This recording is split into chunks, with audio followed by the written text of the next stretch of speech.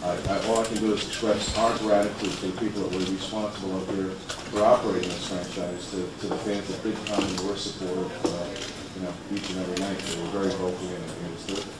Tony, was there ever a point this season when you thought the Expos might be able to make it work here? Was there ever any hope for this franchise this season? Yeah, I mean, in my view, there hasn't been hope here since the day that I got here. I mean, I think that the train left the station when we started talking about contraction. And I think that once contraction was taken off the table, it was pretty much assumed that this would be relocated. I think there was just, as I said, that decision was made long before we all got here. Tony, what happens to Olympic Stadium? I don't have a clue. I mean, that's a question that's better posed to the OIB. Is it a sad day or a good day for baseball? Interesting question. It certainly is a sad day here in Montreal. And on an emotional level, I certainly feel that. If you're asking me from a pure business standpoint, what kind of day is it? It's a terrific day for baseball because they're going to go from a marketplace that isn't generating a lot of money for them right now and hasn't to a new marketplace where they're really optimistic that they can be one of the premier franchises in baseball. So I'd answer it that way. Am I going to do my best and be happy? In the months that I'm in Washington, of course, that's my job, and I'm happy to do that. And I truly am happy for the baseball fans in Washington that haven't had a team in so long. But it doesn't mitigate how I feel about Montreal. Sir, would you say that Washington sort of won this quote-unquote sweepstake by default, and that, for lack of good candidates to land the team? I don't know. We weren't involved in the process to answer that question. That's probably better asked the relocation committee. But based on the deal that has been related to me, I think it's a good deal for baseball and a good deal for Washington. So, however they got there, it got there. I'm a fatalist in my views on that stuff. It's sort of like watching a hot dog being made. If you ever watched a hot dog being made, you wouldn't eat one. Okay, but it tastes pretty good when you're at the ballpark. So at the end of the day, they accomplished what they wanted to. Tony, have you done any research at all on the Washington market? I know you mentioned the list of teams in Washington, but since they have lost two teams in the past, have you looked at that option? Yeah, I mean, all I'm looking at is the potential of selling sponsorships and tickets and so on and so forth. And certainly when you look at the demographic profile of Washington today, disposable income, the amount of people in the marketplace, and all of those, how many corporate headquarters are located in the general area, all of those things bode well for the market. So, I would say I would be very optimistic about their ability to deliver a sizable amount of revenue to the team and support. Did you look into what went wrong the last time? Not really. It's just like once again, it's over 30 years ago. I don't think there's a lot of relevance. Just like if 15 years from now Montreal, becomes a thriving metropolis again, and disposable income goes, spikes very high, and corporations start moving back in. Anybody that would use this move as a criteria for not moving back would be wrong. So did they reach an agreement with the That I don't know. What I've read is not yet. They've made progress. Is what the latest stuff off the wire is. I've not talked to Peter myself. I'm not involved in that process. First and foremost, I am in front of you the way that I have been in front of you for 3 years as an operator. I'm not involved in the decision-making process about relocation, when it happens, how it happens, what the price is going to be, any of that stuff. We just try and do the best job we can for baseball and ownership at that point. So. How can you proceed with the general manager search? I'm not going to get involved in that day today because this is a focus more on Montreal for me. And, personnel issues can wait until the end of the season. They always have in the past, and they won't now. Tony, who screwed this up? Who screwed this up? Well, The fans? depends on what you're referring to. The What whole is? situation. Was it the players' salaries that made it? No, I don't think so. If I really look, and I have looked at this, to find out what's the difference between now and what happened in the past, I would say that there is a litany of things that have happened here. You can't point to one single event and say that was the cause. We can talk about 1994 and the disappointment the marketplace experienced when they thought they were going to win a World Series. that certainly was a big event. Okay? You know, the starts and stops on a new stadium construction, the promises being made, the promises being broken. You know, that certainly was a major factor here. Okay? And I'm not indicting anybody or blaming anybody. I'm just trying to give you, you know, as I see it, the best statements of fact that I can. I think that was, you know, every time you started, every time you promised you were going to do something and you didn't, it affected the fan base. I think, frankly, in some ways, and I'm not talking about the political aspects of this, but the business aspects of that separatist movement, you know, had an impact. You lost a lot of corporations. There was a big move here out of Montreal. You know, many people feel that that was a, you know, that event really crowned Toronto as the business capital. So I don't know the politics, so don't ask me about that. I truly don't know who's wrong and who's right. I just know that it did cause this marketplace to change from a business, with the business environment change. So, you know, you can look at all the changes in the market. This is a very different market than it was 20 years ago.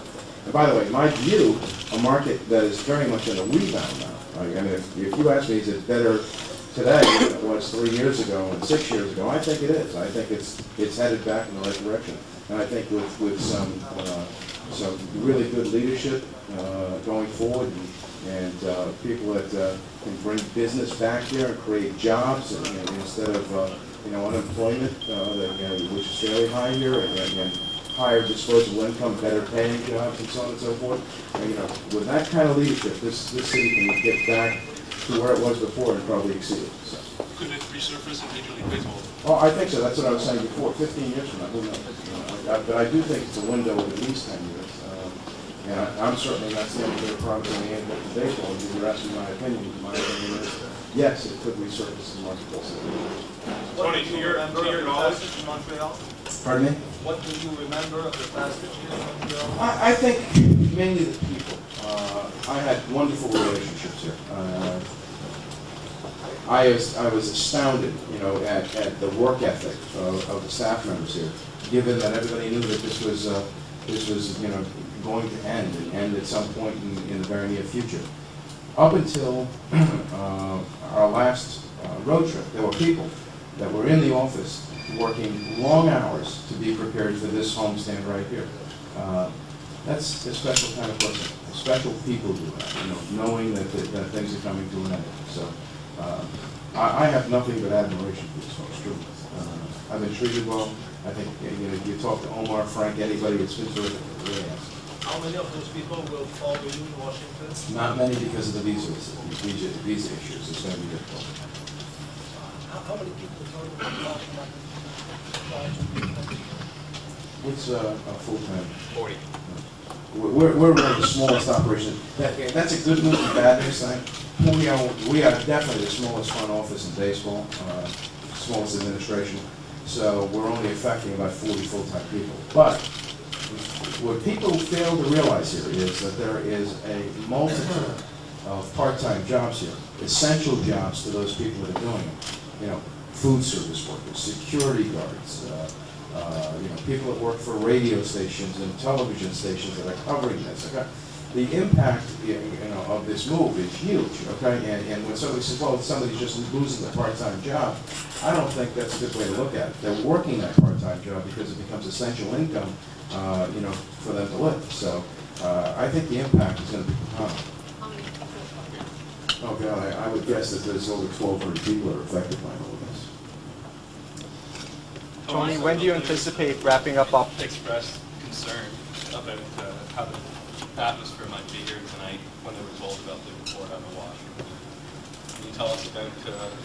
Well, you know what, I have a little bit different view of this. Okay?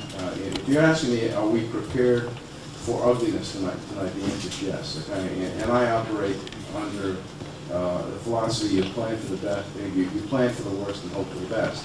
But I go beyond that in saying that my experience is, while every marketplace has a few idiots that will, you know, go on the field, whether it's the I won't even say the name, dignify it, but the people.com running onto the field naked and so on and so forth. Does that happen here? Yeah. Does that happen everywhere else? Yes. But generally speaking, My experience with Montreal is they're very respectful, okay? And I think they're going to go with their heads out high. To think lowly of them like this is just, I mean, it's not in my mindset, honestly. Tony, when do you anticipate wrapping up operations here in Montreal? When do the contract to full-time I would staff- say that we would, somewhere by the end of the year we'll be totally wrapped up. Some stuff sooner than later, but certainly by the end of the year we'll be wrapped up. Has extra security been put in place in case things get a bit rowdy? Yeah, that's what I was saying when I say you plan for the worst. Yes, we have a significant increased amount of security here tonight, but I certainly hope and believe that I'm wasting money, and I'm happy to do that. To your knowledge with the limited partners, do you know if that has to be settled before a pitch can be thrown? You know what, you'd have to talk to the lawyers. I don't believe that baseball believes that, otherwise they wouldn't be making this announcement right now. Tony, can you give us an idea of how many tickets have been sold already in advance and how many you're expecting? We're expecting, we were, a couple of hours ago, we were at over 17,000, so we're thinking somewhere between 25 and 30,000. Tony, would you like for somebody from Major League Baseball to come down here and answer all these questions so that you didn't have to do it, and especially a lot of the questions concerning law issues, which I don't believe me when I tell you, I would rather be doing this than having anybody else do it. I'm the one with the relationship here. You can ask your questions of Major League Baseball officials whenever you choose, but I don't believe in sneaking out of town. I'm going to go out with my head high and just thank everybody for what they've done with me. well, at least it would have been able to give all these people here and fans some answers to some of the questions. Yeah, they may. I mean, I just thought it would be inappropriate of me to sit on my hands with announcements being made and not give you all an opportunity to talk to somebody. My guess is you would be more annoyed if nobody was standing in front of you, okay, which was a possibility. You may not like me, but you might hate the alternative. Why would this work in Washington when it failed once? Yeah, again, I think it's a different marketplace, first and foremost. There's a lot more population, a lot more corporate headquarters, a lot more disposable income. I think all of those things change. And, one can point to Minneapolis where they lost the Lakers, and now they have a very successful Minnesota Timberwolves. I think if you talk to some of your colleagues that are from Washington, they'll tell you, that it is a different marketplace. Mr. Tavares, do you feel as though maybe because the team was living on borrowed time, so to speak, that it's seemingly that you never had that strong bond to the city, that tie to the city, that that the fans were like, oh, Mr. President. Yeah, I mean, personally, I walk the concourse often, I interface with our fans often. I've never experienced any negativity, I really haven't. And by the way, I mean some of your more energetic and loosely wound guys out there, and you know them better than I do. I've talked to and have a relationship with, I may not agree with how they see things, but I've had a decent relationship with them.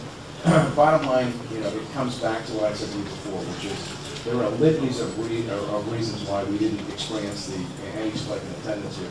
Not the least of which is everybody knew we were on life support. So, anytime you're in that circumstance, as a fan, I might be saying, why should I invest my hard-earned dollars and my emotions in a team that's probably moving? So I think that had a lot to do with it. Again, there are people here, many of you that have lived in this marketplace much longer than I have, that know these stories better than I do. I'm just giving you, my thoughts on how we got to where we got to. Daniel, it's your last question.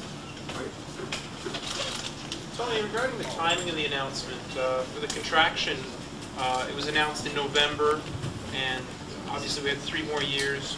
Why did MLB choose to make this announcement now when Angelos is still not finalized? I think much of it has to do with the timing of the legislation that's got to take place in Washington, D.C. One. 2 is you can't announce a deal until you have a deal. That's part of it as well. So, when we saw the frenzied negotiations going on over the last several weeks, it was pointing to this thing being imminent. And now, I think Tony Williams and his people down there have got to charge forward and do all the things that they're required to do by law. Get this financing package approved and dot all the I's and cross all the T's, so to speak. I don't know the specifics of government. I'm not a politician, but I know there are time sensitivities down there. So I thank you all. To those of you in Montreal, I say bon voyage. To those of you from Washington, I say I look forward to seeing you down there. Good luck. Thank you. Merci Tony. Le président Tony Tavares va être disponible pour des entrevues personnelles.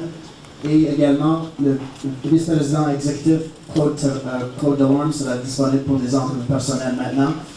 Thank you, Tony. Tony will be available for interviews, one-on-one interviews right now, and so will Claude Delorme for Executive Vice President.